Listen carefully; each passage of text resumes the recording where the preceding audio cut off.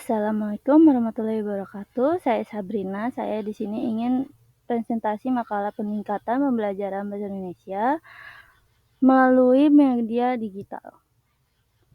Nah, di sini tuh ada kata pengantar. Kata pengantarnya itu penulis penjabat syukur kehadiran Allah SWT atas rahmat dayanya. Penulis dapat menyelesaikan tugas makalah yang berjudul meningkatkan pembelajaran bahasa Indonesia melalui penggunaan media digital dengan baik dan tepat waktu. Makalah ini dibuat untuk memenuhi tugas mata pelajaran Indonesia. Selain itu, makalah ini bertujuan menambah wawasan tentang bahasa Indonesia bagi para membaca dan juga penulis. Penulis mengucapkan terima kasih kepada dosen Pak Rusmanto selaku pembimbing mata pelajaran bahasa Indonesia. Tidak lupa juga penulis menyampaikan ucapan terima kasih kepada semua pihak yang telah membantu diselesaikan makalah ini. Penulis menyadari makalah ini masih jauh dari kata sempurna. Kritik dan saran yang membangun diharapkan untuk memperbaiki makalah ini menjadi sempurna. Di sini ada latar belakang mengembangkan bahasa Indonesia memiliki peran penting dalam membentuk kemampuan literasi dan komunikasi siswa. Dalam area digital, media pembelajaran konvensional seringkali dirasa kurang menarik bagi siswa, terutama yang tumbuh dalam lingkungan yang penuh dengan teknologi. Oleh karena itu, pengguna media digital dalam pembelajaran bahasa Indonesia menjadi salah satu solusi untuk meningkatkan motivasi belajar siswa sekaligus memberikan pengalaman pembelajaran yang lebih interaktif dan relevan dengan zaman. Pemilihan topik ini dilatar belakangi oleh penelitian inovasi dalam pembelajaran bahasa Indonesia agar sesuai dengan perkembangan teknologi dan kebutuhan siswa masa kini. Di sini ada rumus masalah. Bagaimana pengaruh menggunakan media digital terhadap meningkatkan pembelajaran bahasa Indonesia. Di sini ada tujuan masalah, terus menganalisis pengaruh pengguna media digital terhadap pembelajaran bahasa Indonesia. Terus ada manfaat penelitiannya, manfaat teoritis, memberikan wawasan tentang pentingnya inovasi dalam pembelajaran bahasa Indonesia. Terus ada manfaat praktis, membantu guru atau dosen dalam memilih dan menggunakan media digital secara efektif dalam proses pembelajaran. Terus di sini ada batas masalah. Penelitian ini hanya akan membahas menggunakan media digital seperti aplikasi video interaktif dan platform pembelajaran online dalam konteks pembelajaran bahasa Indonesia di tingkat sekolah menengah pertama. Nah, di sini tuh ada media digital dalam pembelajaran. Media digital didefinisikan sebagai teknologi berbasis digital yang digunakan untuk menyampaikan informasi atau materi kepada siswa. Dalam konteks pendidikan, media ini mencakup aplikasi pembelajaran video interaktif hingga platform e-learning. Menurut Mayer, media digital dapat meningkatkan keterlibatan siswa dan memperkuat pemahaman mereka terhadap materi pembelajaran jika digunakan secara tepat. Terus di sini ada pembelajaran bahasa Indonesia. Pembelajaran bahasa Indonesia bertujuan untuk meningkatkan kemampuan siswa dalam memahami, menggunakan, dan mengerti bahasa secara lisan maupun tulisan menggunakan media digital seperti video,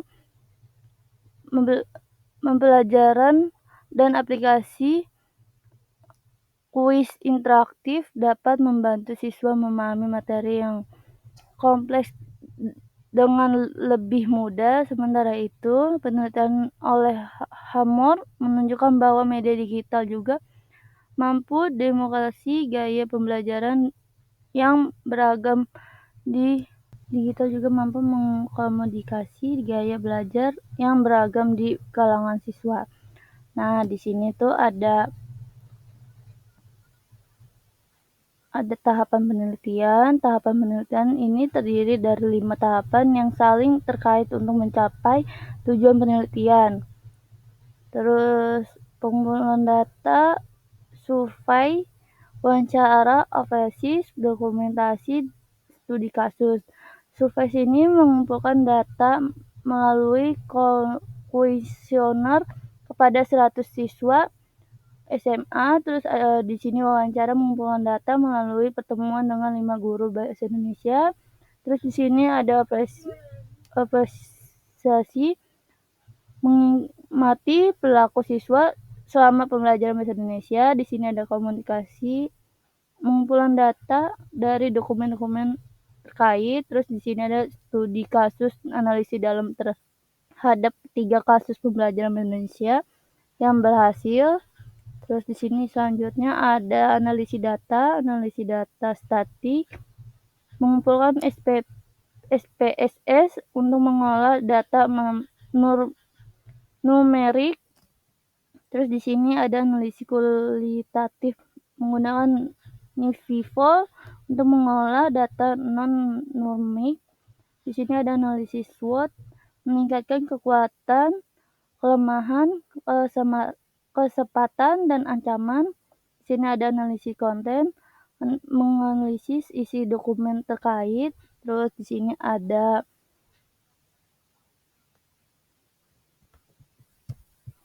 ada mengembangkan metode pembelajaran. Merancang metode, mengembangkan metode pembelajaran bahasa Indonesia, mengembangkan materi pembelajaran yang relevan, membantu interaktor keberhasilan pembelajaran. Nah, di sini tuh ada juga penguji efektif, penguji kualitas, ada penguji kuantitas, ada pengujian komparatif, pengujian kualitas, menguji metode pelajaran, menguji kuantitas, menguji jumlah siswa mencapai tujuan pembelajaran. Di sini ada pengujian komparatif, membandingkan hasil penguji dengan metode pembelajaran lain. Di sini ada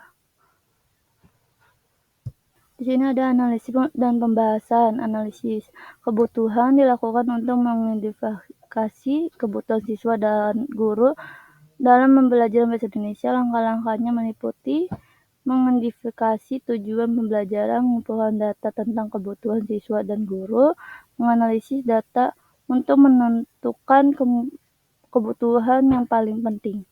Di sini ada perancangan dilakukan untuk mengembangkan metode pembelajaran bahasa Indonesia yang efektif. Langkah-langkah meliputi merencanakan metode pembelajaran yang sesuai dengan kebutuhan siswa dan guru, mengembangkan materi pembelajaran yang relevan, menentukan indikator keberhasilan pembelajaran.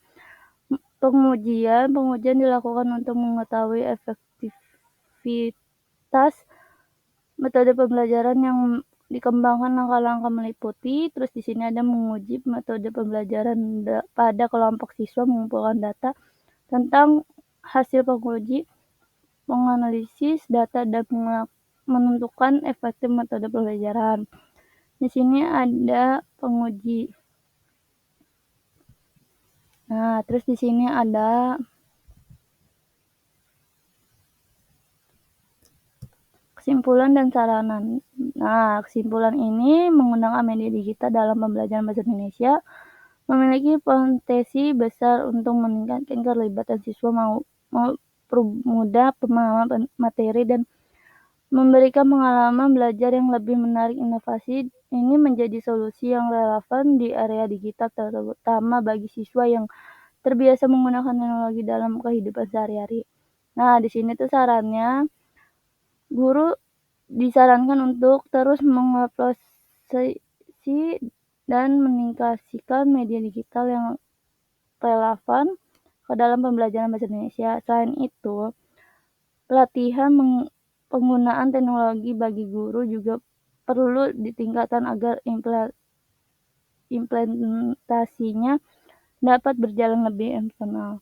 Di sini ada daftar pustakanya. Nah, daftar pustakanya itu ada Kementerian Pendidik dan Kebudayaan tahun 2019, kurikulum pendidikan dasar dan menengah. Terus di sini ada Supriyono tahun 2018 menggunakan media digital dalam pembelajaran bahasa Indonesia. Di sini ada Astuti 2017 efektif menggunakan media digital dalam pembelajaran. Sekian dari saya. Terima kasih. Assalamualaikum warahmatullahi wabarakatuh.